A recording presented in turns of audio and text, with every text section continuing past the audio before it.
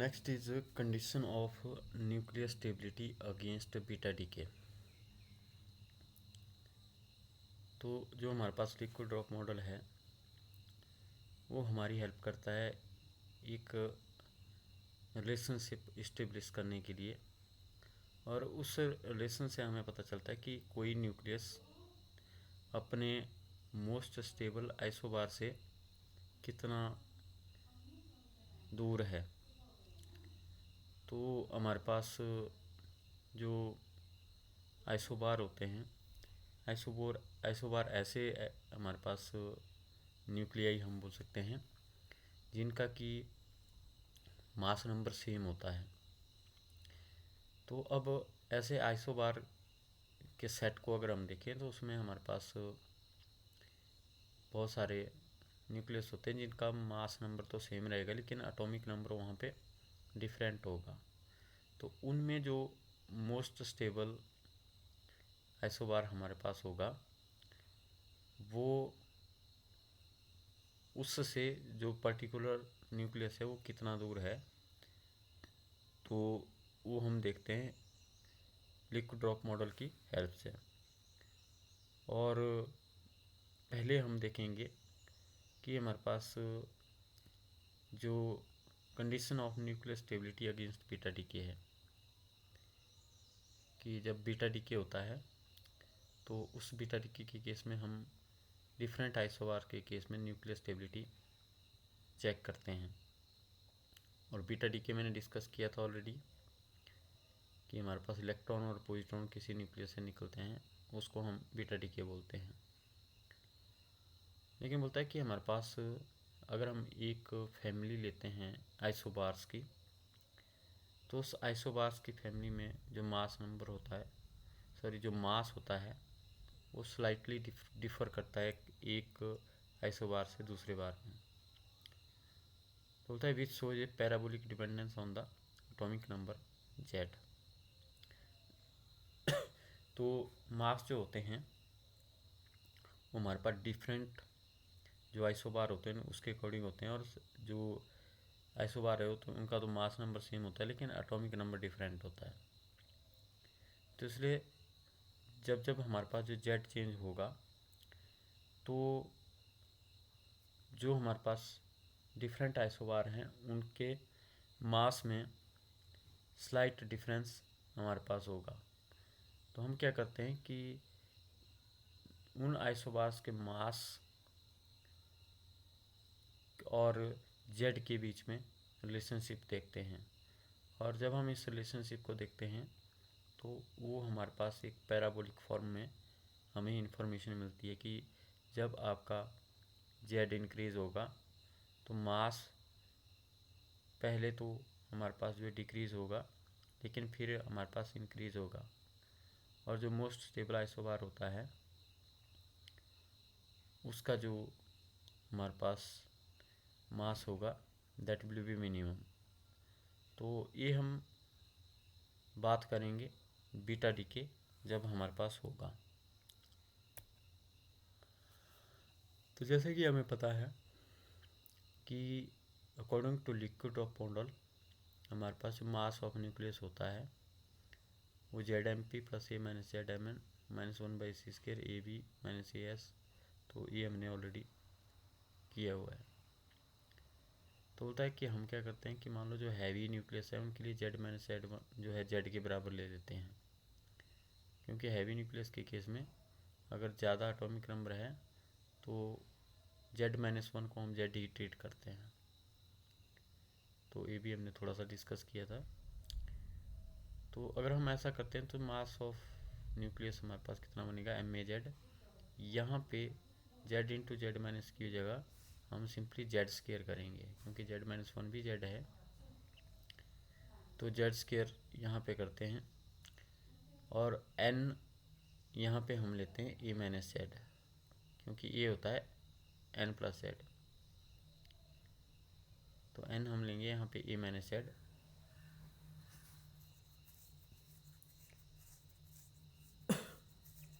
तो इस तरह से जब हम करते हैं तो हमारे पास ये रिलेशनशिप बन जाता है, और इस रिलेशनशिप को हम लिखते हैं alpha A plus beta Z plus gamma Z square plus delta plus minus C square. मतलब जो जिनमें ए है सिंपल, ए वाले हम अलग लिखते हैं, तो जो ए के साथ आता है उनको हम अल्फ़ा बोल देते हैं, और जो जेड वाले हैं उनको हम अलग लिखते हैं, उनके साथ बीटा जो टर्म आएगी उसको हम बीटा ले लेते हैं, और जेड स्केयर के साथ में हम गैमा ले लेते हैं। तो इसी को ही हम रीअरेंज करते हैं। ये जो क्वेश्चन नंबर 1 है इसको रीअरेंज करते हैं, मतलब ए वाले अलग कर देते हैं जिनमें ए है, जिनमें जेड है उनको अलग कर देते हैं, जिनमें जेड स्केयर है उनको अलग कर देते हैं। तो हम बोलते हैं कि जो ए के साथ में होगा टोटल उसको हम अल्फ़ा बोलेंगे, जेड के साथ होगा उसको बीटा बोलेंगे, और जेड स्केयर के साथ होगा उसको हम यहाँ पे गैमा बोलेंगे। तो इस तरह से अल्फ़ा बीटा और गैमा हमारे पास रीअरेंज करके हमारे पास आता है। तो बोलता कि हमने पहले पढ़ा हुआ कि sign with delta will have the following influence. Liquid of model के केस में हमने पढ़ा था कि हम प्लस डेल्टा लेते हैं साइन को अगर ऑड जेड और ऑड एन न्यूक्लियाई हमारे पास हो, ऑड जेड और ऑड न्यूट्रॉन अगर किसी न्यूक्लियस के हैं, तो उस केस में ये जो हमने यहाँ पे लिखा हुआ plus minus delta C square, मतलब हम यहाँ पे डेल्टा प्लस भी लेते हैं, डेल्टा माइनस भी लेते हैं, डेल्टा जीरो भी लेते हैं। तो बोलता है कि हम डेल्टा जो है प्लस लेते हैं जब ऑड जेड और ऑड एन हो, और डेल्टा हम माइनस लेते हैं जब इवन जेड और इवन एन न्यूक्लियाई हमारे पास हैं, मतलब न्यूट्रॉन प्रोटॉन हमारे पास जेड हैं इवन हैं और न्यूट्रॉन हमारे पास इवन है, तो उस केस में डेल्टा माइनस लेते हैं। और डेल्टा हम जीरो तब लेते हैं जब मास हमारे पास जो है ऑड मास हो, ये हमारा ऑड हो। तो बोलता कि ये चीज़ हम यहाँ पे फॉलो करेंगे कि प्लस डेल्टा के लिए ऑड जेड और ऑड एन हमारे पास आएंगे, माइनस डेल्टा के लिए इवन जेड और इवन एन आएंगे, और जीरो लेंगे हम ऑड ए जो न्यूक्लियाई हैं उसके केस में। तो तक कि यहाँ पे हमारे पास note that negative sign is use for even Z and even N. यहाँ पे हमने क्या बोला कि जो इवन जेड और इवन एन न्यूक्लियाई है, मतलब जिनमें प्रोटॉन भी इवन है और न्यूट्रॉन भी इवन है, तो ऐसे न्यूक्लियाई के लिए हम डेल्टा जो है माइनस लेते हैं। बोलते कि हमारे पास जो मास होता है that should have minimum value. अगर हमारे पास कोई न्यूक्लियस है, वो न्यूक्लियस हमारे पास जो है आपका ज़्यादा स्टेबल होगा अगर हमारे पास उसका जो मास है वो हमारे पास मिनिमम होगा। क्योंकि बोलता है कि जब हमारे पास ज़्यादा मास डिफेक्ट होता है किसी न्यूक्लियस में,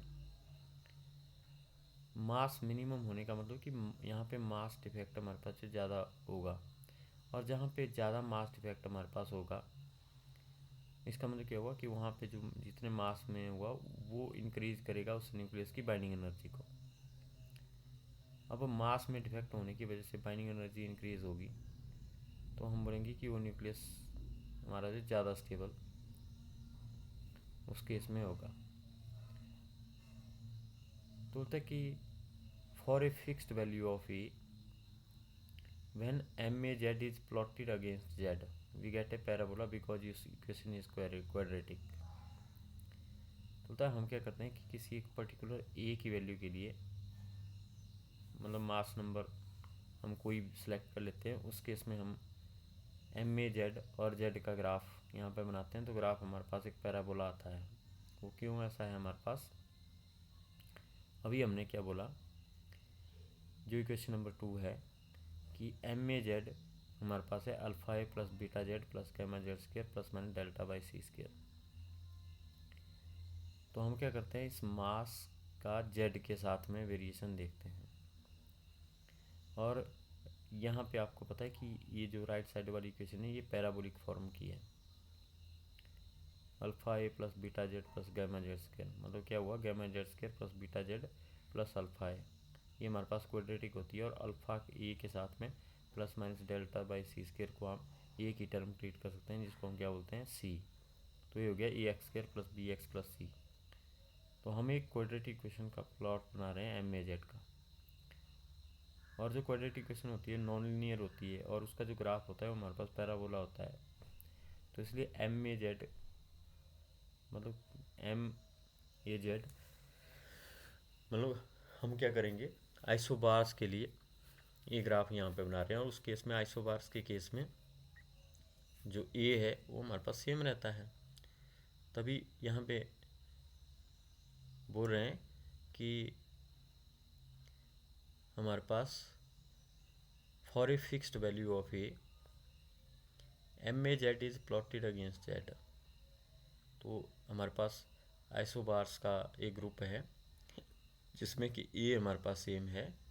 तो उसमें हम जेड वर्सेस उनके मासेस का ग्राफ बनाएंगे, क्योंकि उनके मास जो हैं थोड़े एक दूसरे से डिफर करेंगे। और जो हमारे पास ग्राफ बनेगा वो हमारे पास एक पैराबोलिक फॉर्म का यहाँ पे बनेगा। और उस ग्राफ का जो हमारे पास लोएस्ट पॉइंट होगा उसको हम बोलेंगे कि वो एक स्टेबल आइसोबार है। लोएस्ट पॉइंट का मतलब कि उस पॉइंट का जो हमारे पास मास है दैट विल बी मिनिमम। तो उसका जो मास है वो हमारे पास मिनिमम होगा, तो हम बोलेंगे कि उसका मास जो है एक तरह से कन्वर्ट हो रहा है बाइंडिंग एनर्जी में, या उस न्यूक्लियस के को स्टेबल करने के लिए वो मास डिफेक्ट में कन्वर्ट हो रहा है। तो मास डिफेक्ट ज़्यादा होगा तो उसका मास भी उतना ही घटेगा और वो न्यूक्लियस स्टेबल भी उतना ही होगा।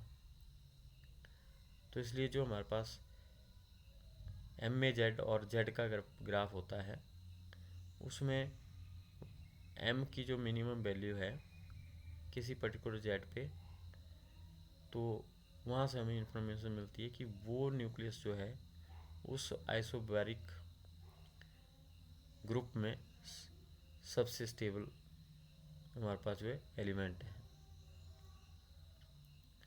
तो इस डायग्राम में हम यहाँ पे देख सकते हैं कि ये हमने एम ए जेड और जेड का ग्राफ यहाँ पे बनाया हुआ है और ये पैराबोलिक फॉर्म का है। तो यहाँ पे अगर यहाँ पे देखें तो एट जेड नॉट पे मास हमारे पास जो मिनिमम है, तो हम यहाँ पे बोलेंगे कि at this point mass is minimum and at this point the nucleus which lies here with the atomic number Z naught is more stable। तो जो हम आइसोबारिक ग्रुप यहाँ पे ले रहे हैं उस ग्रुप में सबसे स्टेबल एलिमेंट ये वाला होगा, क्योंकि इसके लिए जो मास मास है हमारे पास वो हमारे पास मिनिमम है। तो यहाँ पे हम क्या देख रहे हैं कि जो ऊपर वाले डॉटेड हमने बनाए हुए हैं वो सारे अनस्टेबल बनाए हुए हैं, बीटा अनस्टेबल। लेकिन जो यहाँ पे बनाया हुआ है इसको हमने स्टेबल बोला हुआ है। तो इस सीरीज़ में या जो हम आइसोबारिक ग्रुप ले रहे हैं या सीरीज़ ले रहे हैं उस ग्रुप में सबसे स्टेबल एलिमेंट ये वाला हमारे पास होगा। तो बाकी चीज़ें हम यहाँ पे डिस्कस करेंगे। तो हम यहाँ पे क्या बोल रहे हैं कि मास है हमारे पास alpha A plus beta Z plus gamma Z square plus delta by C square. तो मैंने वही इक्वेशन दोबारा लिखी पीछे जो लिखी थी, इक्वेशन नंबर 2। तो इक्वेशन नंबर 2 यहाँ पे दोबारा जब हम पुट करते हैं तो हम क्या करते हैं, इस मास वर्सेस जेड का ग्राफ यहाँ पे बनाते हैं, वो हमारे पास यहाँ पे बना हुआ है। तो बोलता है कि अगर हम स्टेबल आइसोबार की बात करते हैं, जैसे मैंने बोला कि यहाँ ये स्टेबल आइसोबार है, तो बोलता है इस पॉइंट पे हमारे पास जो मास है that will be minimum at the point of stability. तो इसलिए हम क्या बोल सकते हैं कि curly M upon curly Z at Z equal to Z not will be equal to 0 for a stable isobar. तो स्टेबल आइसोबार के केस में हम क्या बोलते हैं कि यहाँ पे मास जो है मिनिमम होता है, और अगर मास यहाँ पे मिनिमम होता है तो उसका डेरिवेटिव यहाँ पे 0 होना चाहिए इस पॉइंट पे। तो अगर हमारे पास MAZ हमारे पास किसी आइसोबार का मास है और वो आइसोबार हमारे पास जो मोस्ट स्टेबल है, तो उस केस में उसका जो डेरिवेटिव होगा with respect to Z at the point of stability, वो हमारे पास जो है 0 यहाँ पे होगा। तो हम क्या बोलते हैं, जैसे हम बोलते हैं कि जहाँ पे मिनिमा हमारे पास आता है उस मिनिमा में हमारे पास जो कोई क्वांटिटी होती है उसका जो डेरिवेटिव है वो हमारे पास 0 होता है। तो वही कंसेप्ट हम यहाँ पे भी ले रहे हैं कि mass of isobar AZ will be minimum when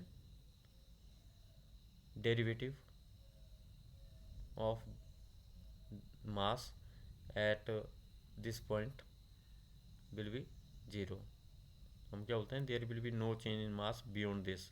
ऊपर से हम आ रहे हैं, मास डिक्रीज हो रहा है, लेकिन यहाँ पे जाके मास कांस्टेंट हो रहा है और यहाँ के आगे मास जो है इंक्रीज हो रहा है। तो इसका मतलब इस पॉइंट पे जो हम मास ले रहे हैं उसका डेरिवेटिव हमारे पास जो है 0 होगा। तो ये कंसेप्ट हम ये लगाते हैं। अब इस इक्वेशन को यहाँ पे पुट करते हैं, तो curly upon curly Z of M।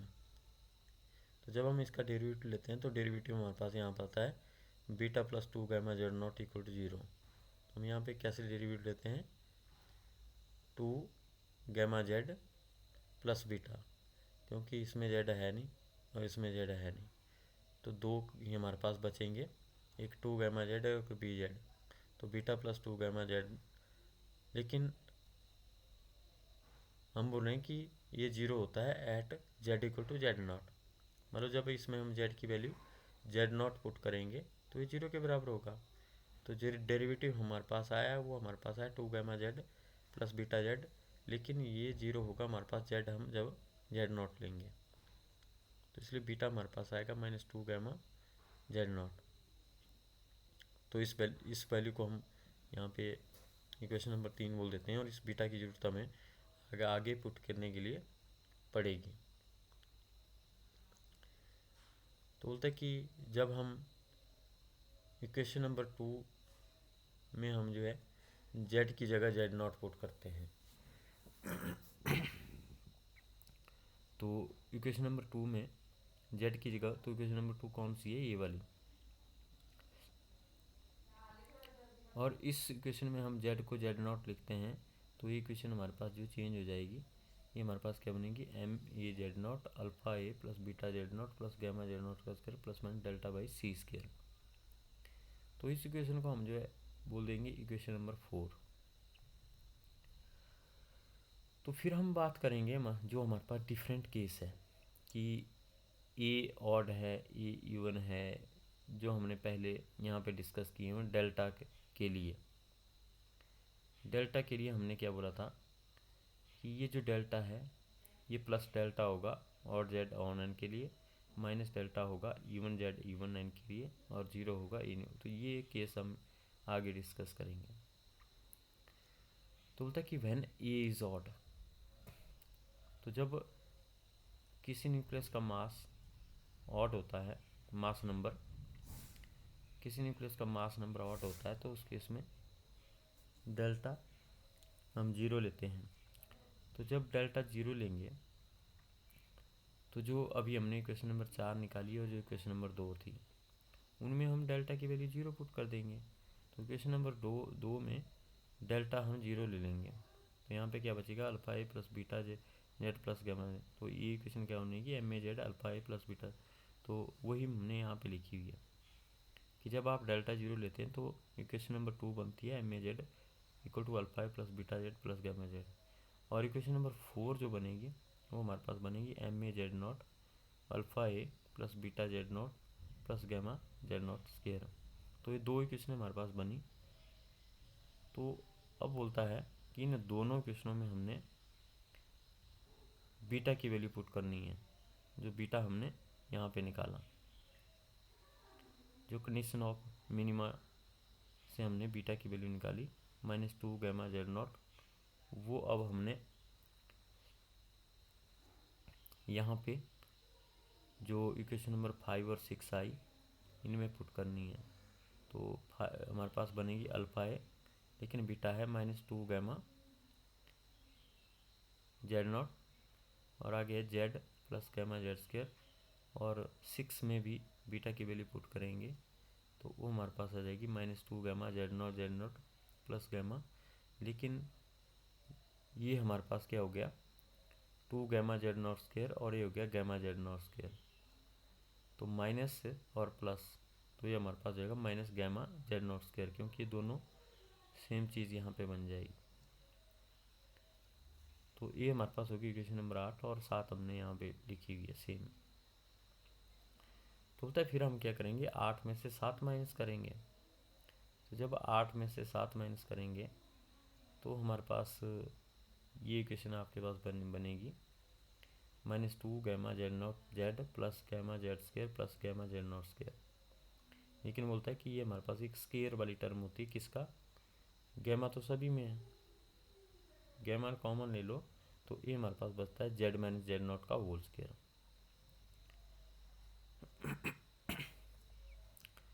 तो यहाँ से हमें क्या पता चलता है कि जो मोस्ट स्टेबल आइसोबार और जो किसी जनरल आइसोबार का मास है,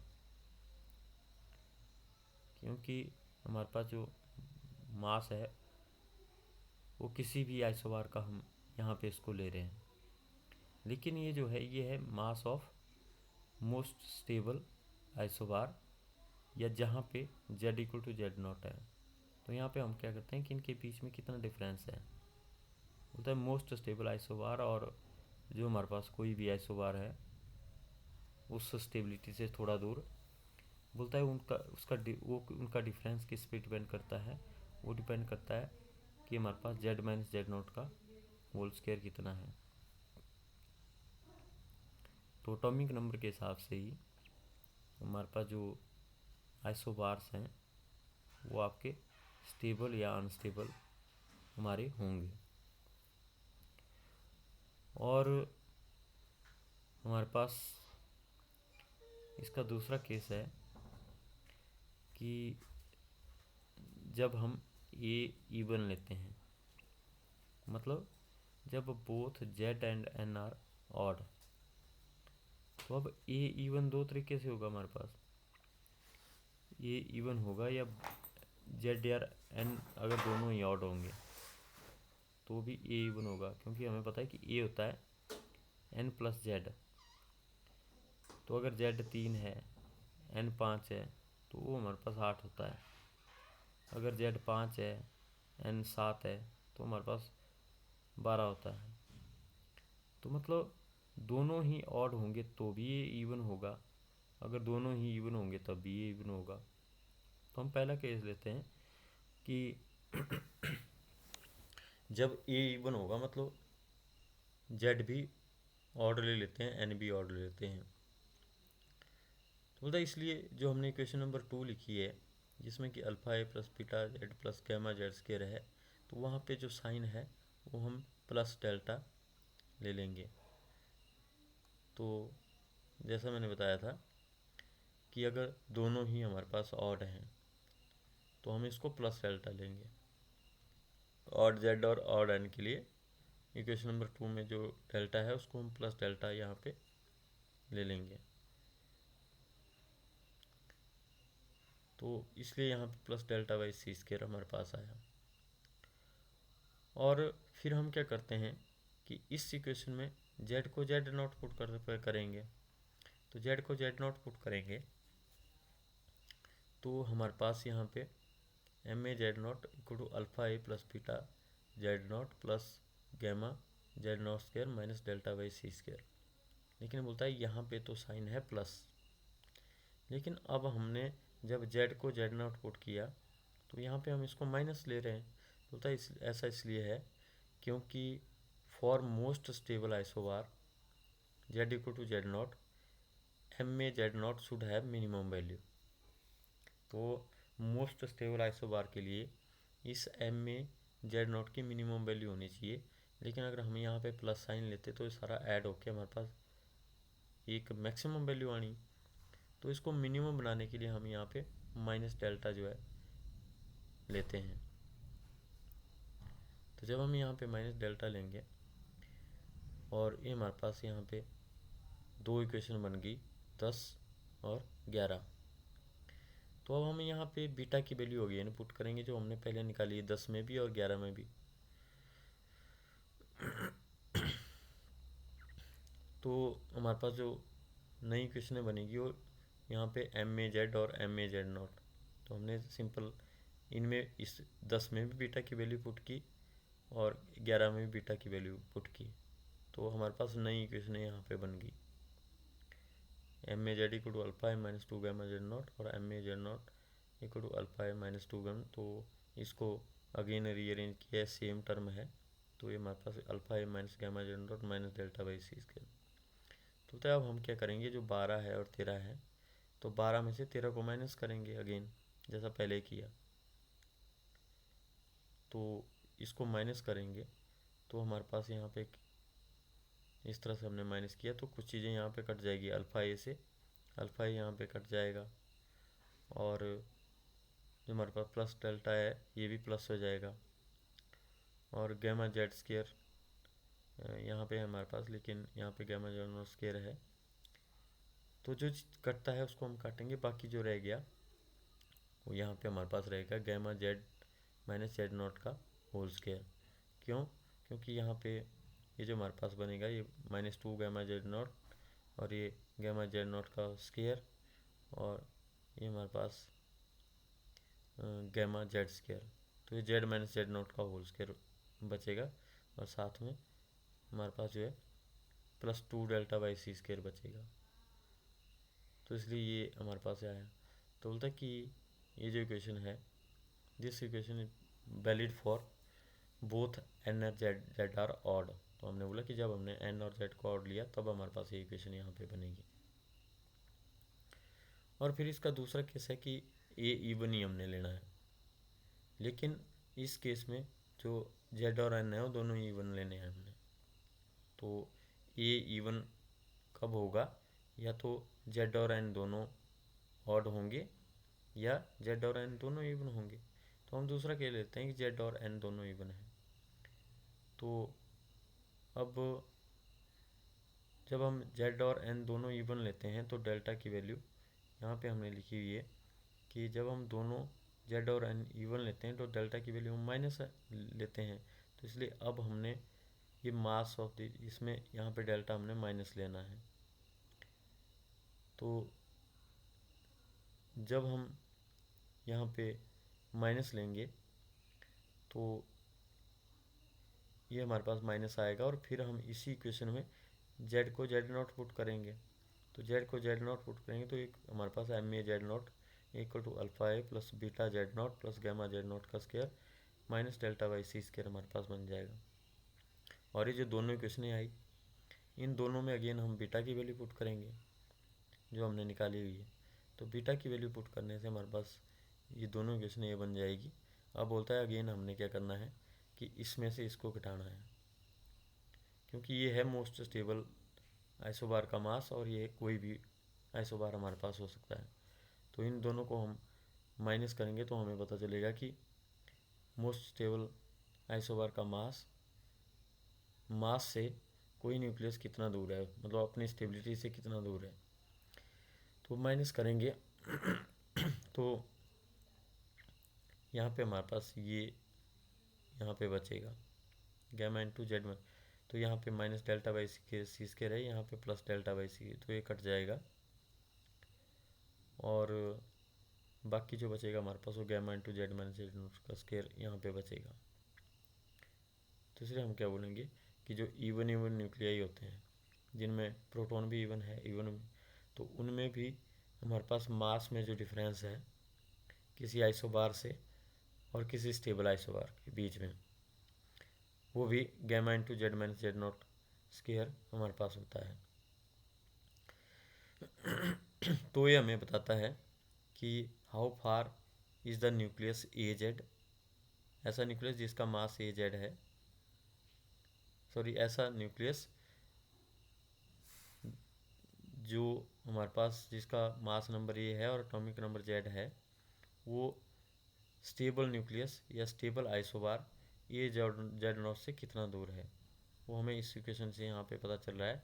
तो हमने हर एक केस में M A Z minus M A Z not find out किया है, तो उससे हमें यही पता चल रहा है कि उस केस में कोई गिवन न्यूक्लियस अपने स्टेबल आइसोबार से कितना दूर है। बोलता है such a nucleus shall decay by beta decay process if it is on the left side of the z naught or beta plus decay process if it is on the right side of the z naught। तो हम क्या बोलेंगे यहाँ पे कि ये diagram हमने जैसे शुरू में लगाई थी, तो अगर न्यूक्लियस हमारे पास यहाँ पे है, हम इस न्यूक्लियस की बात कर रहे हैं, तो इस न्यूक्लियस का मास नंबर हम एम ए जेड ले लेते हैं। तो जो यहाँ पे हमारे पास न्यूक्लियस है, इसका मास हमने लिया हुआ है एम ए जेड नॉट, मतलब इसका एटॉमिक नंबर है जेड नॉट। तो हम यहाँ पे बोलेंगे कि ये न्यूक्लियस कितना दूर है, स्टेबल न्यूक्लियस ये है और कोई न्यूक्लियस हम देख रहे हैं वो हमारे पास ये है। तो उस आइसोबारिक ग्रुप में हमारे पास स्टेबल न्यूक्लियस से वो न्यूक्लियस कितना दूर है, तो ये डिफरेंस हमारे पास कहाँ से पता चलेगा, इस पॉइंट पे हमारे पास मास की वैल्यू कितनी है और स्टेबल न्यूक्लियस का मास है एम ए जेड नॉट। तो हम बोलेंगे कि यहाँ पे मास होगा एम ए जेड, यहाँ पे मास होगा एम ए जेड नॉट।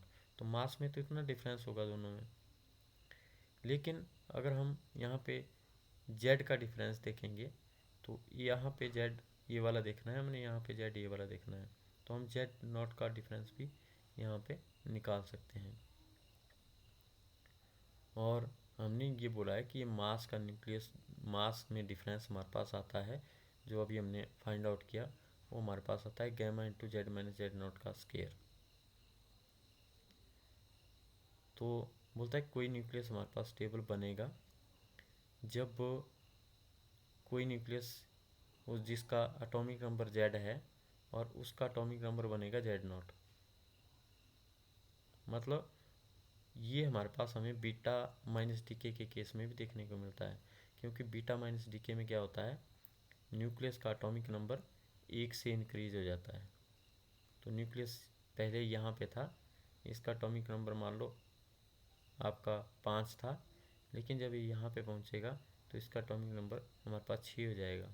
तो इस एटॉमिक नंबर वाला जो न्यूक्लियस हमारे पास होगा वो आपका स्टेबल होगा। तो यहाँ पे बीटा पार्टिकल एमिट करके कोई न्यूक्लियस जो है स्टेबल हमारे पास बनता है। तो यहाँ से बीटा माइनस डीके जब हो रहा है तो हम लेफ़्ट से राइट की तरफ जा रहे हैं और न्यूक्लियस हमें स्टेबल मिल रहा है। तो शुरू में बिल्कुल हमने बात की थी बीटा डीके की। तो बीटा डीके क्या होता है, बीटा माइनस डीके होता है जब इलेक्ट्रॉन हमारे पास किसी न्यूक्लियस में से निकलता है तो उस न्यूक्लियस का एटॉमिक नंबर एक से इंक्रीज करता है। तो हम बीटा डीके के केस में क्या बोल रहे हैं कि जो न्यूक्लियस है वो हमारे पास स्टेबल हो रहा है by emitting beta minus particle, और बीटा माइनस पार्टिकल एमिट करता है तो उस न्यूक्लियस का एटॉमिक नंबर जो है इंक्रीज करता है। लेकिन अगर हम बोलेंगे कि वो न्यूक्लियस अगर बीटा प्लस पार्टिकल एमिट करता है तो बीटा प्लस पार्टिकल के केस में इसका मास इतना होगा और स्टेबल न्यूक्लियस का मास हमारे पास इतना होगा। तो यहाँ पे एटॉमिक नंबर है ज़्यादा और यहाँ पे एटॉमिक नंबर है कम। तो होता है जब हमारे पास कोई nucleus beta plus particle emit करता है तो उसका एटॉमिक नंबर एक से घट जाता है। तो यहाँ पे एटॉमिक नंबर जो है डिक्रीज कर रहा है स्टेबिलिटी गेन करने के लिए, और न्यूक्लियस जो है स्टेबल बन रहा है at Z equal to Z not. तो वही चीज़ यहाँ पे लिखी हुई है। बोलता है such a nucleus builds decay by beta decay process if it is on the left side of the Z naught, or by beta plus decay process if it is on the right side of the Z naught। तो होता है इस plot में हमारे पास beta plus DK होगा तो कोई unstable nucleus right side में लाई करेगा, अगर बीटा माइनस डीके होगा तो अनस्टेबल न्यूक्लियस लेफ्ट साइड में लाई करेगा, क्योंकि लेफ्ट से राइट की तरफ ही एटॉमिक नंबर इंक्रीज हो रहा है।